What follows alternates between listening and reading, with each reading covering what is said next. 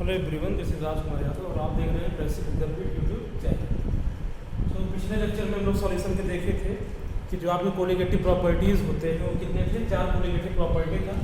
एक आपका था RLBP यानी कि relative loading in vapour pressure. दूसरा क्या था, elevation in freezing point, elevation in boiling point. तीसरा क्या था आपका, टेम्परेचर इन फ्रीजिंग पॉइंट। और एक आपका कोलिगेटिव प्रॉपर्टी बच गया, जिसका नाम क्या था, ऑस्मोटिक प्रेशर। तो आज हम लोग ऑस्मोटिक प्रेशर के बारे में चर्चा करेंगे। इन तीनों कोलिगेटिव प्रॉपर्टीज़ के बारे में हम लोग पिछले वाले क्लास में डिस्कस कर चुके हैं, ठीक है। तो आगे आज हम लोग देखते हैं कि ऑस्मोटिक प्रेशर क्या है और इसको कैसे हम लोग मेजर करते हैं, जो कि क्या है आपका एक कोलिगेटिव प्रॉपर्टी। तो आगे करते हैं हम लोग ऑस्मोटिक प्रेशर रिप्रेजेंट कैसे करते हैं, पाई से। ये समझने से पहले, ऑस्मोटिक प्रेशर समझने से पहले छोटी छोटी 2-3 बातें और समझते हैं तो आपको आसानी समझ में आ जाएगा कि ऑस्मोटिक प्रेशर क्या है। इसके पहले एक और बात आएगा SPM, इसको हम लोग क्या बोलते हैं, सेमी परमिएबल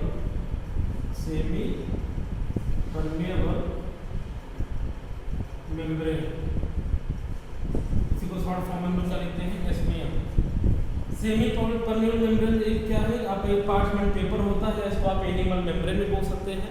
इसका खास बात क्या होता है कि इससे होके केवल जो आपका सॉल्वेंट का पार्टिकल होगा, जो सॉल्वेंट मॉलिक्यूल होगा, वही क्या होगा, इससे होके पास कर पाएगा और ये सॉलिड पार्टिकल को अपने से होके पास होने से रोक देगा। इससे सॉलिड पार्टिकल पास नहीं हो पाएगा, ठीक है। तो ये किसको अलाउ करेगा, केवल allow to pass only solvent. जो आपके सॉल्वेंट मॉलिक्यूल्स होंगे जो उन्हीं को क्या करेगा, अलाउ करेगा इससे पास होगा, ठीक है। जैसे हम लोग जानते हैं कि जो आपका सॉल्यूशन है, सॉल्यूशन कैसे बना होगा, सॉल्यूट प्लस सॉल्वेंट के मिक्सचर से। इन दोनों में से जो आपका सॉल्यूट होता है, इसका जो पार्टिकल का साइज होता है वो ऑब्वियसली थोड़ा सा बड़ा होता है किसके पार्टिकल साइज से, जो आपका सॉल्वेंट का पार्टिकल का साइज होता है। सॉल्वेंट का पार्टिकल का साइज थोड़ा सा क्या होता है, सॉल्यूट के रिस्पेक्ट में छोटा होगा। जिसका पार्टिकल का साइज छोटा होता है उसी को पास होने देता है अपने से होगी कौन, सेमी परमेबल मेम्ब्रेन, ठीक है ना। अब ये बात अगर आप दिमाग में रखोगे तो आप ये बात अच्छी तरीके से और समझ पाएंगे, ठीक। तो करते क्या है कि थोड़ा समझने की कोशिश करते हैं हम लोग ऑस्मोटिक प्रेशर को। ऐसे हमने ले लिया कंटेनर, एक हमने ले लिया कंटेनर, ठीक है। उसके मिडिल पार्ट में हमने रख दिया SPM, इसका नाम क्या है, सेमी परमेबल मेम्ब्रेन नाम है। अब ये क्या है, सारे बच्चों को पता है, क्या रख दिया इसे बच्चों में हमने SPM रख दिया, ठीक है। ध्यान देना सारे को। इसके एक हाफ पार्ट में हमने क्या कर दिया, प्योर वाटर जाके फिल कर दिया। हाफ पोर्शन में क्या फिल कर दिए, प्योर वाटर, प्योर H2, यानी कि क्या है, पूरा का पूरा सॉल्वेंट ही होगा। तो सॉल्वेंट का क्या है, ये हाई कंसंट्रेशन ऑफ क्या है, high concentration of solvent. Simple सा बात है, जब पूरा का पूरा सॉल्वेंट ही रहेगा तो क्या करेंगे उसको, हाई कंसंट्रेशन ऑफ सॉल्वेंट, क्योंकि इसमें दूसरा पार्टिकल है। लेकिन जो हाफ पोर्शन दूसरा वाला बचा हुआ है, इसमें क्या कर दिया हमने, वाटर का सॉल्यूशन ला के रख दिया। ध्यान देंगे सारे बच्चे, इसमें क्या कर दिया, वाटर का सॉल्यूशन ला के रख दिया। यानी कि आपका प्योर वाटर था, उसमें कोई और बाहर से एक सॉलिड पार्टिकल मिला के उसमें हमने मर्ज कर दिया, उसमें मिला दिया। ऐसे एज्यूम करते कि जैसे आपका सॉल्टी वाटर, सारे बच्चे सुने होंगे कि जो आपका ओशियन हो गया, उस ओशियन का लाके इसमें वाटर रख दिए, तो कहीं ना कहीं उसमें क्या रहता है, आपका सॉल्ट डिजॉल्व रहता है। तो सॉल्ट आपका काम करेगा सॉल्यूट का और वाटर तो किसका काम करेगा, सॉल्वेंट का, ठीक है। तो यहाँ पर हमने क्या रख दिया, इधर सॉल्यूशन रख दिया, किसका, वाटर का ही सॉल्यूशन। वाटर का क्या है, सॉल्यूशन। एग्जाम्पल के तौर पे आप मान सकते हैं कि क्या है, सॉल्टी वाटर, क्या है, सॉल्टी वाटर या ओशियन से लिया गया वाटर। अच्छा, अगर इसमें हम लोग बात करें तो इसमें कंसंट्रेशन क्या होगा, जो सॉल्वेंट का कंसंट्रेशन होगा इसमें लो होगा कि हाई होगा, ऑब्वियसली क्या होगा, इसमें लो होगा। क्यों, क्योंकि यहाँ पर आपका कोई दूसरा पार्टिकल भी आके बैठ चुका है, तो इसमें क्या हो जाएगा, लोअर कंसंट्रेशन ऑफ सॉल्वेंट। इधर में सॉल्वेंट का कंसंट्रेशन क्या रहेगा, लोअर रहेगा। अब एक बात क्या होता है, हम लोग जानते क्या है कि कोई भी चीज़ हमेशा हायर से किसकी तरफ फ्लो करेगा, लोअर कंसंट्रेशन की तरफ फ्लो करेगा। इस हाफ पोर्शन में आपका क्या है, प्योर वाटर है, यानी कि उसका कंसंट्रेशन क्या था, हाई था। लेकिन उसके दूसरे वाले सेक्शन में क्या है, जो सॉल्वेंट था, केवल सॉल्वेंट से भी मतलब रख रहे हैं, सॉलिड के बारे में हमने बात ही नहीं किया। उधर क्या है सॉलिड का, उसमें मैंने उसमें से सॉलिड का अमाउंट आ गया, तो जो सॉल्वेंट का कंसंट्रेशन था वो क्या हो जाएगा, कम हो जाएगा। तो होता क्या इस वाले फिनोमिना में, अच्छा जो कि हमने रखा क्या इसमें एसपीएम रख दिया, एसपीएम अलाउ किसको करता है, केवल अपने से होकर किसको पास होने देगा, सॉल्वेंट पार्टिकल को। तो यहाँ पर होगा क्या कि जो इसका हायर कंसंट्रेशन है सॉल्वेंट का, वहाँ से लोअर कंसंट्रेशन की तरफ क्या होगा, मोमेंट ऑफ द पार्टिकल होगा। किससे होके होगा, थ्रू एसपीएम, ठीक है। और इसी प्रोसेस को हम लोग क्या बोलते हैं, ऑस्मोटिक, इस प्रोसेस क्या बोलते हैं हम लोग, ऑस्मोसिस बोलते हैं। This phenomena is known as osmosis, ठीक। अब अगर आपका मन किया कि लाओ इस फिनोमेना को हम लोग रोक दें, अच्छा ये फिनोमेना क्या है, नेचुरली है, इसको आप अपने मन से नहीं कर पाओगे, अपने आप होता रहता है। ऐसा जहाँ भी आपको डिफरेंस देखने को मिल जाएगा कि सॉल्वेंट का हायर कंसंट्रेशन रहेगा, उसके बगल में लोअर कंसंट्रेशन रहेगा किसका, सॉल्वेंट का, और बीच में आपने एसपीएम रख दिया, तो बिना कुछ किए ये फिनोमेना अपने आप अगर होने लगेगा। इस नाते इसको बोलते हैं कि ये ऑस्मोसिस जो प्रोसेस है ये कैसा है, ये नेचुरल अकरिंग प्रोसेस है, ठीक। अब हम लोग चाहते क्या है कि लाओ इसी फ्लो को हम लोग रोक दें, जो आपका ये मूवमेंट हो रहा था पार्टिकल का लोअर से हायर की तरफ सॉल्वेंट का, इसी फ्लो को आप रोक दें। तो होता क्या है, मूवमेंट क्यों होता होगा, सिंपल सा बात है, कंसंट्रेशन डिफरेंस, इस नाते क्या होगा, प्रेशर का भी डिफरेंस होगा। इधर में आपका प्रेशर क्या होगा, लोअर होगा, इधर में प्रेशर क्या, हायर, तो हायर प्रेशर से किसकी तरफ जा रहा है, लोअर प्रेशर की तरफ जा रहा है। ऐसा कुछ जुगाड़ बैठा दो, ऐसा कुछ बाहर से लगा दे, इंतजाम कर दे कि जो इनका प्रेशर का वैल्यू था, क्यों ना इधर हम लोग प्रेशर का वैल्यू इतना मेंटेन कर ले कि इसके प्रेशर के बराबर कर ले जाएं, और जैसे दोनों साइड का प्रेशर बराबर हो जाएगा तो मूवमेंट ऑफ पार्टिकल रुक जाएगा, ठीक है। तो हम लोग करते क्या है, इसी हाफ पोर्शन के ऊपर में, मैं थोड़ा फिगर नीचे फिर से बात बना देते हैं, उसी हाफ पोर्शन में क्या करते हैं कि बाहर से हमने पिस्टन लगा दिया, ध्यान देना सारे बच्चे, क्या लगा देंगे, इसी में हमने पिस्टन लगा दिया। इधर आपका सॉल्वेंट था, प्योर वाटर था, इधर तो H2O था प्योर फॉर्म में, इधर क्या था, इधर सॉल्टी वाटर था इम्प्योर वाले में, तो इसी में हमने क्या कर दिया, एक पिस्टन ऐसे लगा दिया, और पिस्टन के सहारे क्या कर रहे हैं लोग, प्रेशर को मेंटेन कर रहे हैं, क्या कर रहे हैं, एक बाहर से PH2 लगा दिया। जैसे जितना आपको प्रेशर मेंटेन करना होगा उतना पिस्टन को दबाते रहिए, प्रेशर अपना मेंटेन होता जाएगा।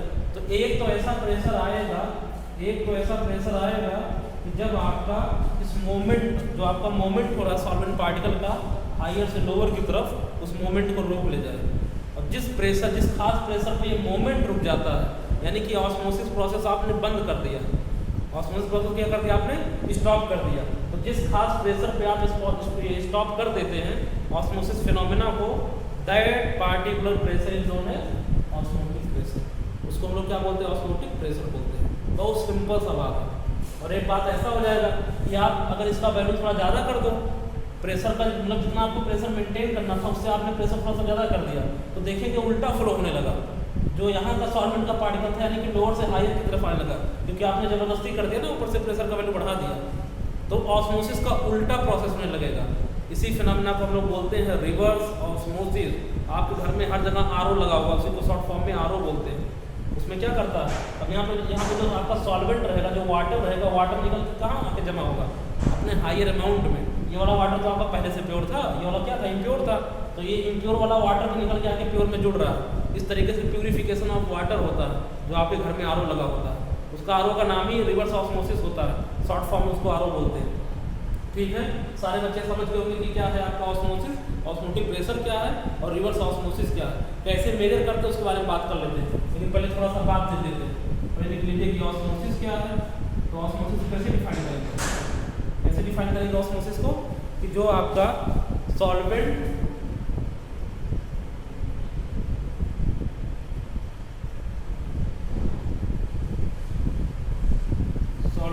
Flow from its higher concentration towards lower concentration through SPM is known as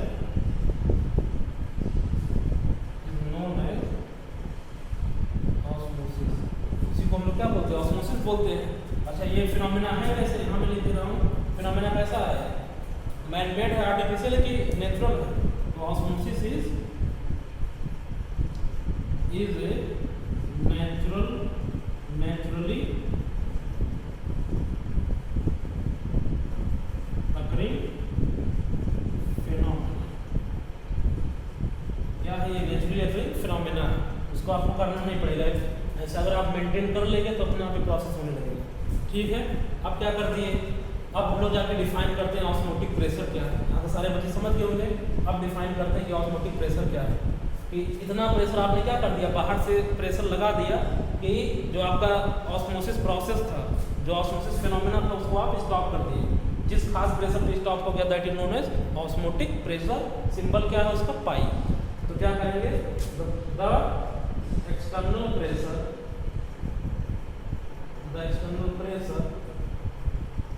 which stop the osmosis phenomena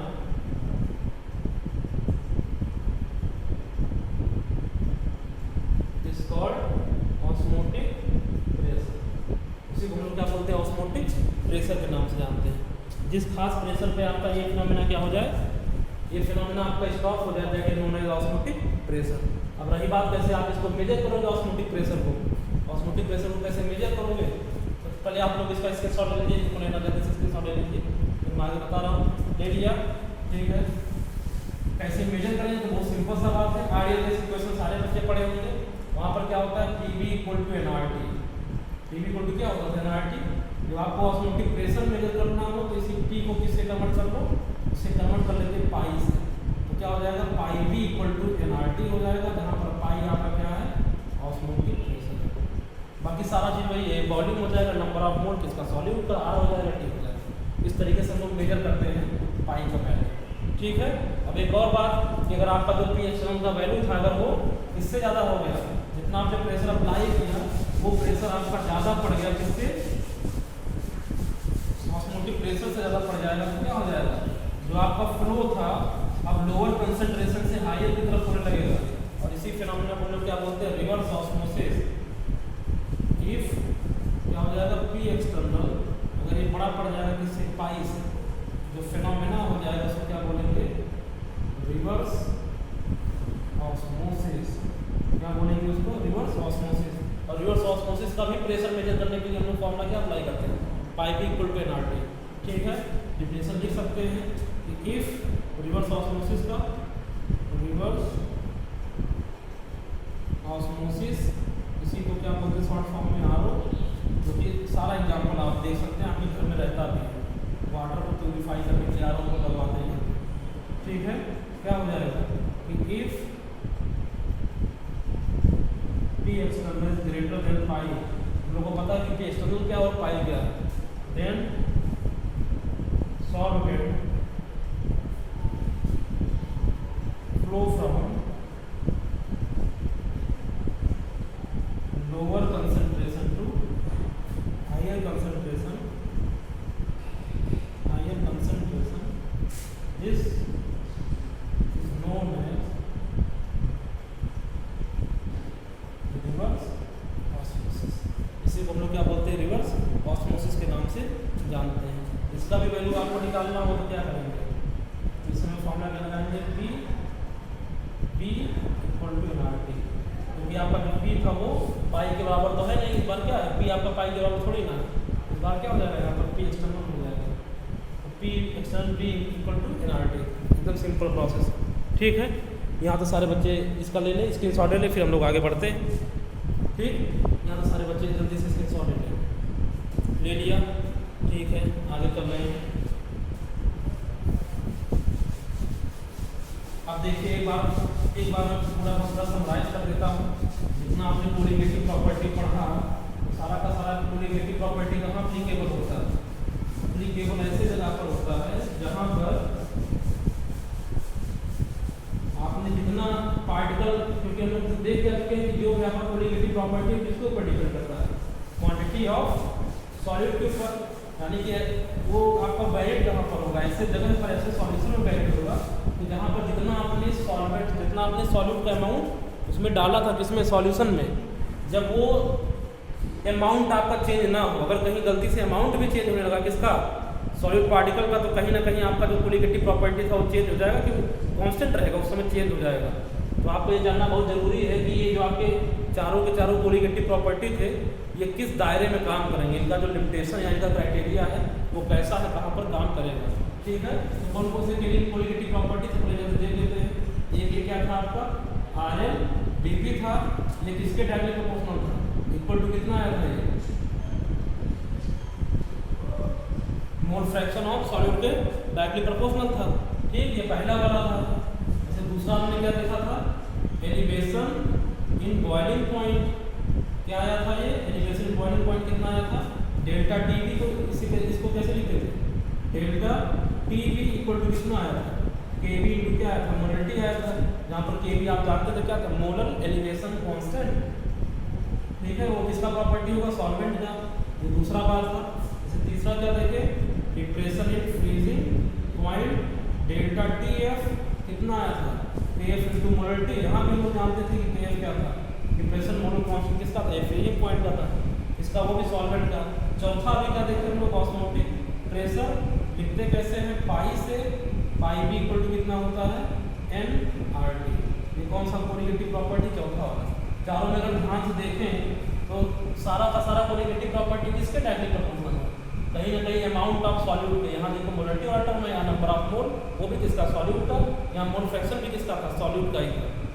जैसे जैसे आपका इसका अमाउंट बढ़ता रहेगा तो वैसे से कोलिगेटिव प्रॉपर्टी भी चेंज होता रहेगा। लेकिन ये चारों का चारों जो ये सभी हम लोग पढ़े हैं, ये कब काम करेगा, केवल तभी तक काम करेगा कि जब अप्लीकेबल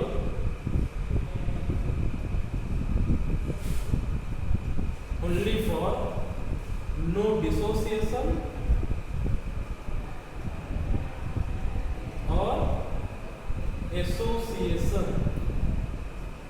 ऑफ सॉल्यूट सब्सटेंस। जो आपका सॉल्यूट सब्सटेंस था उनका ना तो डिसोसिएशन हो ना तो एसोसिएशन हो। पहले अच्छी तरीके से आप बात समझिए, क्योंकि अगर डिसोसिएशन हो जाएगा तो पता लगेगा आप एक पार्टिकल डालोगे तो पता लगेगा 3-4 पार्टिकल में टूट के बैठा होगा। जब 3-4 पार्टिकल में टूट के बैठ जाएगा तो कहीं ना कहीं अमाउंट चेंज नहीं हो जाएगा किसका, सॉल्यूट का। तो कोलिगेटिव प्रॉपर्टी आपके पकड़ में नहीं रहेगा, क्या हो जाएगा, कुछ उसका वैल्यू चेंज हो जाएगा। क्योंकि कोलिगेटिव प्रॉपर्टी होता है directly proportional to quantity of solute. ठीक, और अगर एसोसिएशन हो गया कि आपने 3 पार्टिकल डाला और मिलके 1 हो गया, तो वो भी क्या है, डायरेक्टली प्रोपोर्शनल टू इसके क्वांटिटी ऑफ सॉलिड पार्टिकल। तो वहाँ भी आपको क्या हो जाएगा, कोलिगेटिव प्रॉपर्टी फिर चेंज कर जाएगा। तो ये केवल तब वैलिड है जब ये वाला केस ना हो, ना डिसोसिएशन वाला केस हो ना एसोसिएशन वाला केस हो। यानी किसी भी तरीके का आपका जो पार्टिकल था वो टूटे ही है, उसी वाले सॉल्यूशन में केवल काम करेगा। जैसे एग्जाम्पल का बात, जैसे शुगर आपने कर दिया, शुगर का ना डिसोसिएशन होता है ना एसोसिएशन होता है। तो ठीक है, ग्लूकोज आपने इसके अंदर क्या कर दिया, मतलब ग्लूकोज का सॉल्यूशन है, शुगर का सॉल्यूशन है, यूरिया ना आप जाके मिला दिए, ये सारे के सारे क्या है, ये सारे के सारे सॉल्यूट की तरह काम करेंगे। इनका ना तो एसोसिएशन होता है ना तो डिसोसिएशन होता है। इस तरीके के सॉल्यूशन पे ये चारों का चारों प्रॉपर्टी ठीक से काम करेगा, क्योंकि ये दोनों काम यहाँ पर होगा नहीं। लेकिन एग्जाम्पल के तौर पर आप थोड़ा दिमाग लगाइए, अगर आपने जाके NaCl मिला दिया, अब NaCl चुपचाप बैठेगा थोड़ी ना, NaCl क्या करेगा, Na प्लस में प्लस Cl माइनस में क्या करेगा, डिसोसिएट कर जाएगा। आप डाले थे एक पार्टिकल NaCl का, बन कितना गया, एक Na का बन गया, एक Cl का बन गया, लेकिन टोटल क्वांटिटी के ऊपर डिपेंड करता ना कि कितना क्वांटिटी या कितना number of particle of solute. तो नंबर ऑफ पार्टिकल आपका पहले एक ही, आपने क्या किया था, आपने जितना डाला है, लेकिन जितना आपका थ्योरेटिकल वैल्यू था आपका 1 था, लेकिन ऑब्जर्व कितना हुआ, एक ही पार्टिकल टूट के, जैसे डाला था आपने ये पूरा मार्कर आप डाले, लेकिन पता लगा जब सॉल्यूशन में गया तो मार्कर 2 पार्ट में टूट गया। तो नंबर ऑफ पार्टिकल बढ़ा सॉल्यूट का तो कोलिगेटिव प्रॉपर्टी फिक्स थोड़ी ना रहेगा, वेरी कर जाएगा। तो उस समय आपका ये फॉर्मूला क्या कर जाएगा, फेल कर जाएगा, काम ही नहीं करेगा। तो यहाँ पर सारे बच्चे समझ पा रहे हैं, तब वहाँ पर कौन सा फॉर्मूला काम करेगा उस पर हम लोग चर्चा करते हैं। और यहीं पर आपका आता है वान टॉप फैक्टर। और वान टॉप फैक्टर क्या है, कैसे काम करता है, इसके बारे में चर्चा करते हैं। और यहाँ से सारे बच्चे पूरे जल्दी से इसके सॉल्व ले लीजिए, जल्दी से कर दीजिए। ले लिया, ठीक है। अब आगे देखते हैं वान टॉप फैक्टर। जैसा कि अभी हमने क्या कहा था कि जो आपका कोलिगेटिव प्रॉपर्टी किसके डायरेक्टली प्रोपोर्शनल है, क्वांटिटी ऑफ सॉल्यूट। ठीक है, जैसे जैसे आपका क्वांटिटी वेरी करेगा कोलिगेटिव प्रॉपर्टी भी क्या हो जाएगा, वेरी कर जाएगा। तो उसके पहले वाला अभी हमने चारों केस देख लिया कि वो वाला केस कब तक वैलिड रहेगा, किस तरीके के सॉल्यूशन में। वांट हाफ फैक्टर क्या है पहले मैं आपको समझा देता हूँ, उसके बाद उसका डेफिनेशन बाद में लिखेंगे। ठीक है, जैसे क्या अभी तक बात कर रहा था, हमने एक सॉल्यूशन ले लिया, सॉल्वेंट ले लिया, मतलब वाटर ले लिए, प्योर वाटर ले लिए H2O। ठीक है, इसमें हमने 1 मोल क्या डिप कर दिया, डाल दिया, इसमें शुगर डाल दिया।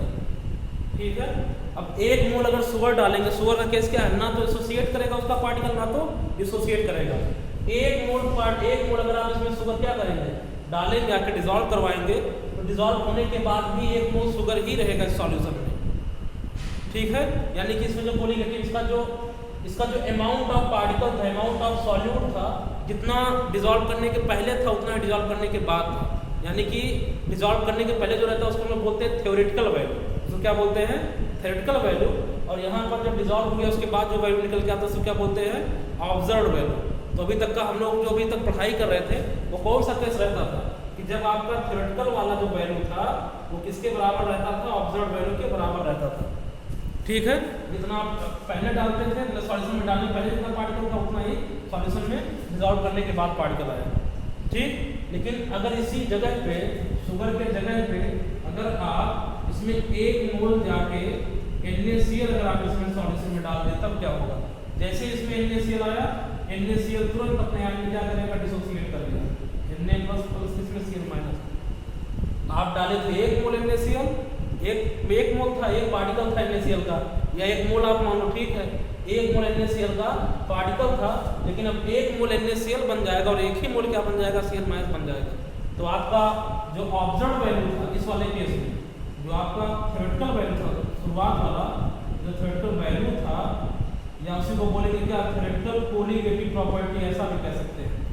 थ्योरेटिकल वैल्यू या थ्योरेटिकल कोलिगेटिव प्रॉपर्टी, सिंपल सा बात है, वो कितना था, 1 था। लेकिन अभी जो आपका ऑब्जर्व वैल्यू आ गया या ऑब्जर्व कोलिगेटिव प्रॉपर्टी, वो भी कितना हो गया आपका, 2 हो गया। ठीक, हम लोग जानते हैं कि जैसे जैसे आपका क्वांटिटी सॉल्यूट का चेंज होगा तो कोलिगेटिव प्रॉपर्टी भी क्या हो जाएगा, चेंज हो जाएगा। क्या सारे बच्चे समझ पा रहे हैं? तो इस बार क्या हो जाएगा, इस बार जो आपका वैल्यू आता था पहले, जैसे हम लोग सॉल्व करते थे नॉर्मली, कोई भी कोलिगेटिव प्रॉपर्टी उठा लिए, जाके उसके फॉर्म में रख दिए, वैल्यू आ गया, शायद वैसा आप कहानी ना रहे।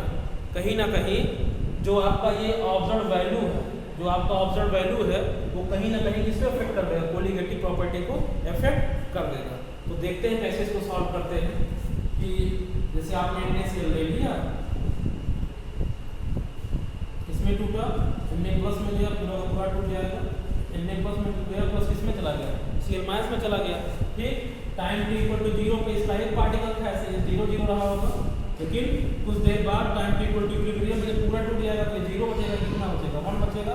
तो देखें तो इसका जो थ्योरेटिकल वैल्यू है वो कितना है, 1 है, लेकिन इसका जो ऑब्जर्व वैल्यू आ चुका है वो कितना हो चुका है, 2 हो चुका है।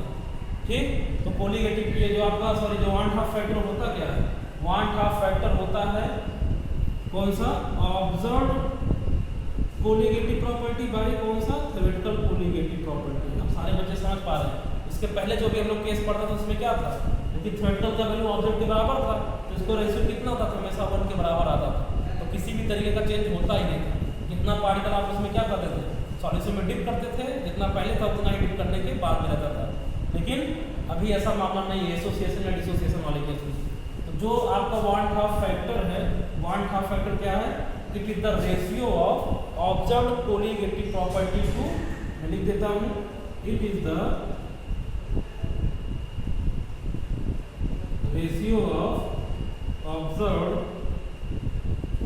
Colligative property to theoretical colligative property. और कहीं ना कहीं जो भी आपका इसका कोलिगेटिव प्रॉपर्टी आ जाएगा, अब जो नया कोलिगेटिव प्रॉपर्टी आएगा वो I के डायरेक्टली प्रोपोर्शनल होगा, क्योंकि I घटेगा तो घट जाएगा, I बढ़ेगा तो बढ़ जाएगा। इतना बात सारे बच्चे समझ में आ रहा है। ये कौन सा केस था, ये आपका डिसोसिएशन वाला केस है। ये कौन सा केस है, ये डिसोसिएशन वाला केस है। जब आपका पार्टिकल क्या था, एक पार्टिकल से ज़्यादा पार्टिकल में डिसोसिएट करके टूट गया, तब उस समय अगर यहाँ पर निकालना चाहिए, अगर आप यहाँ निकालना चाहें कि हाँ I का वैल्यू कितना आ जाएगा, ऑब्जर्व कितना है 2 और थ्रेटल कितना था 1, तो इस बार कितना आ जाएगा आपका 1/2 का फैक्टर, इस वाले केस में 2 आ जाएगा। एग्जाम्पल बदलेगा तो 1/2 फैक्टर बदल जाएगा। आपको खाली मतलब किस रखना है कि ऑब्जर्व कितना आया और थ्रेटल कितना था, ठीक है। तो कहीं ना कहीं एक बात तो सारे बच्चे समझ गए होंगे कि डिसोसिएशन वाले केस में आई का वैल्यू 1 से हमेशा ज़्यादा होगा। डिसोसिएशन वाले केस में हमेशा आई का वैल्यू क्या होगा, 1 से ज़्यादा होगा, क्योंकि इसका न्यूमरेटर हमेशा ज़्यादा रहेगा डिनोमिनेटर से, ठीक है। और इसके पहले जो नाइदर डिसोसिएशन नॉन एसोसिएशन, उसमें आई का वैल्यू कितना रहेगा, 1 रहेगा, जो अभी तक हम लोग पढ़ते आए थे। तो यहाँ पर 1/2 फैक्टर लगाने की जरूरत नहीं पड़ना चाहिए, बिना 1/2 फैक्टर लगाए लोग काम कर रहे थे।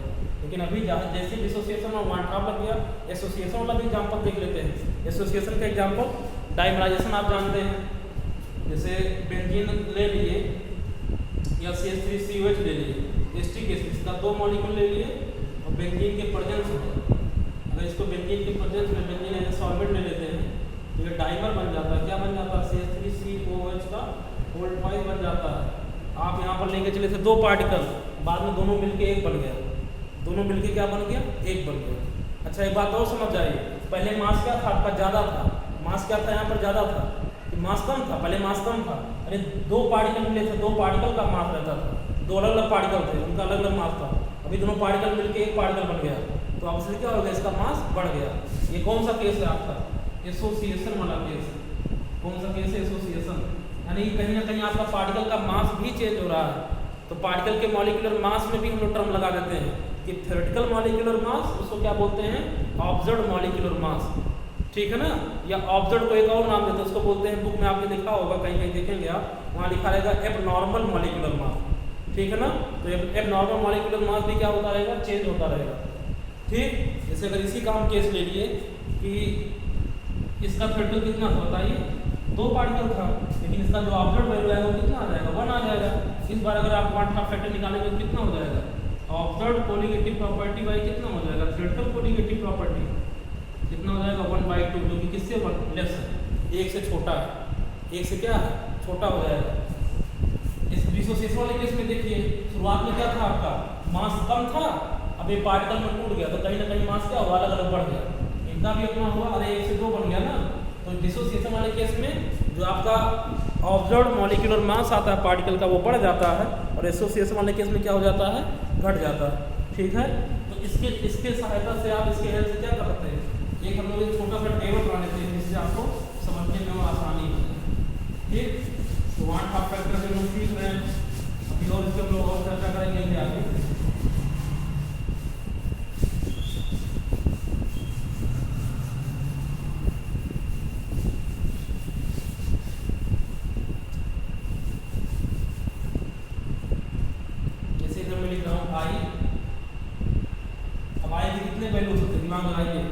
आई का वैल्यू 1 भी हो सकता है, आई का वैल्यू आई इक्वल टू 1 भी होता है, आई का वैल्यू ग्रेटर देन 1 होता है, आई का वैल्यू लेस देन भी 1 होता है। तीनों केस तो आपने देख ही लिया, ठीक है।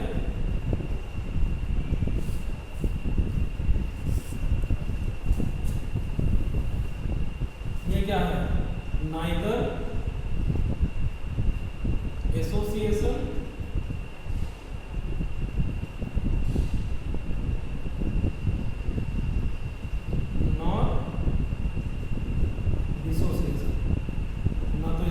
वाला केस, ना तो क्या है डिसोसिएशन वाला केस, जो कि इसके पहले पढ़ देंगे। ये कौन सा केस है, तो डिसोसिएशन वाला मामला कौन सा है, डिसोसिएशन, ये कौन सा है, एसोसिएशन। सारे बच्चे समझ पा रहे हैं। इसमें जो क्वांटिटी होगा किसका, जो क्वांटिटी आपका सॉल्यूट का होगा उसके बारे में बात करते हैं। ये कौन सा केस वो लिख देते हैं, केस कौन सा है, ये वाला क्वांटिटी ऑफ सॉल्यूट, तो सॉल्यूट का क्वांटिटी होगा वो बात कर लेते हैं। और एक कॉलम बना लेते हैं molar mass, molar mass of solute का क्या होगा,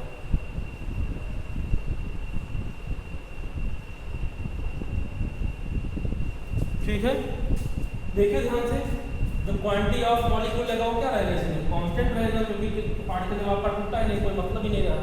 अच्छा इसमें क्या होगा, डिसोसिएशन में क्वांटिटी तो आपका बढ़ गया, और क्वांटिटी बढ़ा तो एक एक का इंडिविजुअल एक एक पार्टिकल का मास क्या हो जाता, छोटा नहीं हो गया था। जैसे NaCl का एक मोल में कितना 58.5 ग्राम पर मोल होता है। जब ये डिसोसिएट किया तो किसमें गया, एन में चला गया अपना Cl में। एन का कितना मास होता है 23 हो जाएगा, इसका कितना 35.5। तो जो आपका मॉलिक्यूलर मास था कहीं ना कहीं इंडिविजुअल लेके पार्टिकल क्या हो गया, कम पड़ गया। तो इसका नंबर ऑफ पार्टिकल तो बढ़ा लेकिन मास क्या हो गया, घट गया। क्या समझ रहे सारे बच्चे? और इसमें क्या था, इसमें तो कांस्टेंट रह जाएगा। ठीक, इनका क्या हाल है, इसमें नंबर ऑफ पार्टिकल आपके घट जाएंगे। डाइमर बन गया था, जो हमने एग्जाम्पल दिया था, जरूरी कि आपका डाइमर बने, ऐसे बहुत सारे एग्जाम्पल होंगे जहाँ कई सारे पार्टिकल मिलकर एक पार्टिकल बन जाता हो। और यहाँ पर मास क्या हो जाएगा, जब कई सारे मिलकर एक पार्टिकल बनेगा तो मास क्या हो जाएगा, उसका पूरा मास ऑब्वियसली बढ़ जाएगा। हम लोग देख क्या पा रहे हैं यहाँ पर कि जो आपका कोलिगेटिव प्रॉपर्टी, जो आपका वान हाफ फैक्टर था, वान हाफ फैक्टर किसके डायरेक्टली प्रोपोर्शनल था। जिसका अगर एक नया फॉर्मूला लिखना चाहें, दोनों टर्म में बता देता हूँ जिससे आपको क्वेश्चन करने में आसानी हो। एक तो मास के टर्म में, एक मोलर मास के टर्म में, और दूसरा जैसे कोलिगेटिव प्रॉपर्टी के टर्म में। तो I इक्वल टू क्या लिख सकते हैं हम लोग, observe colligative property by theoretical colligative property. लेकिन जो आपका कोलिगेटिव प्रॉपर्टी था वो किसके इनवर्सली प्रोपोर्शनल है, तो इसके इनवर्सली प्रोपोर्शनल दोनों सेम थोड़ी ना, ये बढ़ रहा है दूसरा क्या कर रहा था, घट रहा था। तो अगर मास का टर्म में अगर यही सेम आप लिखना चाहें क्या कर लेंगे, थ्योरेटिकल मोलर मास बाई क्या हो जाएगा, ऑब्जर्व्ड मोलर मास। ऐसा हमने क्यों किया, क्योंकि ये दोनों क्या है, दूसरे के इनवर्सली प्रोपोर्शनल। जो यहाँ डिनोमिनेटर में उस वाले केस में क्या हो जाएगा, न्यूमरेटर में। तो डिपेंड करता है कि आप वान हाफ फैक्टर कौन से पैरामीटर के टर्म में बताना चाह रहे हैं, मास के टर्म में बताना चाह रहे हैं कि कोलिगेटिव प्रॉपर्टी के टर्म में। ठीक है ना, यहाँ तो पहले सारे बच्चे कर लें, यहाँ तो सब लोग कर लीजिए। ठीक, तो अब क्या करें, अब हम लोग सीखे क्या, इसका सब लोग स्क्रीनशॉट ले लीजिए, फिर मैं मिटा के आगे बढ़ रहा हूँ। तो अभी हम लोग सीखे क्या कि जो भी आपका वान हाफ फैक्टर होगा वो किसके डायरेक्टली प्रोपोर्शनल है। वान हाफ फैक्टर आपका डायरेक्टली प्रोपोर्शनल किसके है, कोलिगेटिव प्रॉपर्टी। ठीक है, कोलिगेटिव प्रॉपर्टी में क्या है, डायरेक्टली प्रोपोर्शनल। तो क्या कर सकते हैं, अभी आपका फॉर्मूला सारा का सारा चेंज हो गया। जो आपका RMDP होता था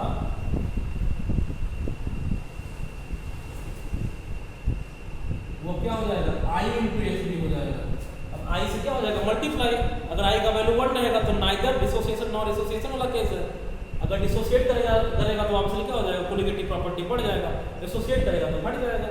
कहीं ना कहीं क्या है, डायरेक्टली प्रोपोर्शनल, तो जाके यहाँ मल्टीप्लाई कर देते हैं। अब ये फॉर्मूला हर जगह काम कर जाएगा, चाहे आपका एसोसिएशन वाला केस हो चाहे ना हो। अरे होगा नहीं होगा तो क्या हो जाएगा, 1 होगा तब, 1 से कम हो गया तो ज़्यादा वाला केस होगा। समझ पा रहे सारे बच्चे, यानी कि जो आपका वान हाफ फैक्टर वो हर जगह हर केस यानी कि हर तरीके के सॉल्यूशन में काम करेगा। दूसरा क्या था, एलिवेशन यानी कि डेल्टा टी भी था, इक्वल टू कितना हो जाएगा, I इंटू के बी इंटू एम हो जाएगा। यहाँ भी वान हाफ फैक्टर आ गया। ऐसे तीसरा क्या था, delta T F equal to I K F into M. Fourth क्या था, pi equal to I CRT हो जाएगा। बस CRT हमने क्यों कर दिया, फॉर्मूला आपका क्या था, पाई भी इक्वल टू RT होता है ना, number of mole by volume करेंगे तो क्या बताएगा, कंसंट्रेशन। क्या सारे बच्चे समझ पा रहे हैं, number of mole by volume का जब कंसंट्रेशन को ये कर दिया, यहाँ पर C लिख दिया। ठीक, यहाँ तक हो गया। अब ये आपका हर जगह काम करेगा, चाहे एसोसिएशन वाला केस हो या डिसोसिएशन वाला केस हो, या एसोसिएशन या डिसोसिएशन वाला केस ना हो, तो उसमें I का वैल्यू कितना हो जाएगा, 1 हो जाएगा। अब आगे हम लोग बात करते हैं कि अगर अपने पास एक वीक इलेक्ट्रोलाइट हो, अब वीक इलेक्ट्रोलाइट वाला केस लेके करते हैं, उसमें क्या आ जाएगा, उसका डिग्री ऑफ डिसोसिएशन आएगा। अगर पार्टिकल टूटेगा तो डिसोसिएशन यानी कि डिग्री ऑफ DOD आएगा, डिग्री ऑफ डिसोसिएशन। तो डिग्री ऑफ डिसोसिएशन अल्फा में और I में क्या रिलेशनशिप होगा, इससे क्वेश्चन बहुत आता है, इसके बारे में चर्चा कर लेंगे।